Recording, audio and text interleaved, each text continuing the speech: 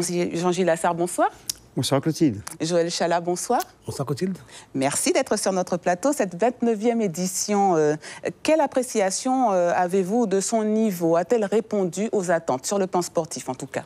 Oui, plus ou moins. Après, bon, on va toujours un petit peu crier parce que la Guyane n'a pas gagné d'étape, parce que le maillot jaune est parti malheureusement ailleurs que chez nous. Mais non, c'est un niveau correct. C'est vrai que le kilométrage était moindre, la vitesse était également moindre, mais les équipes étaient de valeur. Les équipes locales ont joué le jeu, même si encore je pense qu'avec le manque de coureurs, parce qu'on avait quand même un déficit de coureurs local qui était quand même relativement important.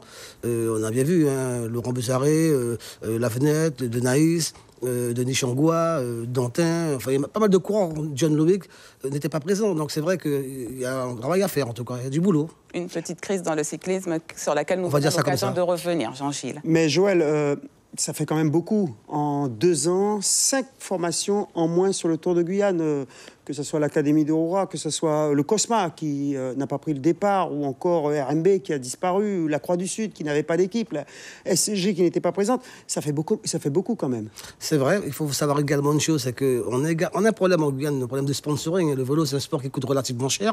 Je vais reprendre une expression qui n'est pas de moi. Le vélo, le cyclisme, c'est un sport de riches pratiqué par des pauvres. Donc c'est vrai que ça coûte excessivement cher et que nous n'avons pas trop les moyens de faire du recrutement à droite et à gauche comme c'était un peu le cas avant, parce que le matériel coûtait moins cher.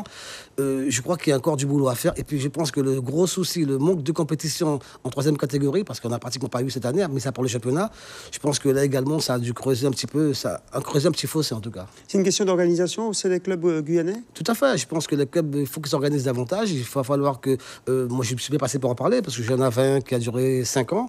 Je sais qu'il faut des dirigeants ad hoc. Et le mien, par exemple, c'est des dirigeants justement qui n'étaient pas ad hoc qui feraient que le club a disparu, par exemple. Donc je pense qu'ailleurs, ça doit être la même chose. Alors le public réagit hein, sur les médias sociaux. Forcément, on revient sur la formation, sur l'aspect tactique de la manière de courir en Guyane. Qu'est-ce que vous en pensez? Aujourd'hui, on manque de formation à ce niveau-là? Pas du tout. Je pense que les coachs, tout comme les coureurs, savent courir. Hein.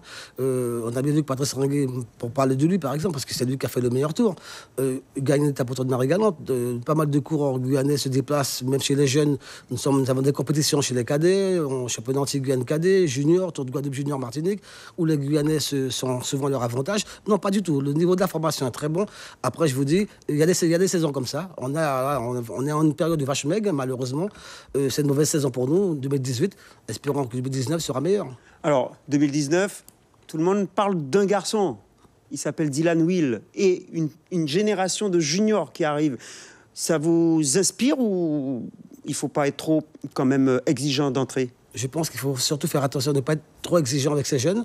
Un sportif arrive à maturité, on va dire, entre 23 et 25 ans. Honnêtement, mettre une pression sur Dylan Will pour qu'il soit la relève du cyclisme guyanais, c'est trop lourd. On ne sait pas comment il va réagir sur une semaine de compétition, sur 2-3 jours peut-être. Une semaine, c'est très long. Il y a une pression qui est très forte du peuple guyanais, également des jeux sportifs. Je pense qu'il faudra attendre un petit peu encore. Merci Joël. Merci Jean-Gilles. Merci Joël Chalat. Merci messieurs donc pour votre éclairage et les leçons à tirer de ce 29e Tour cycliste de Guyane.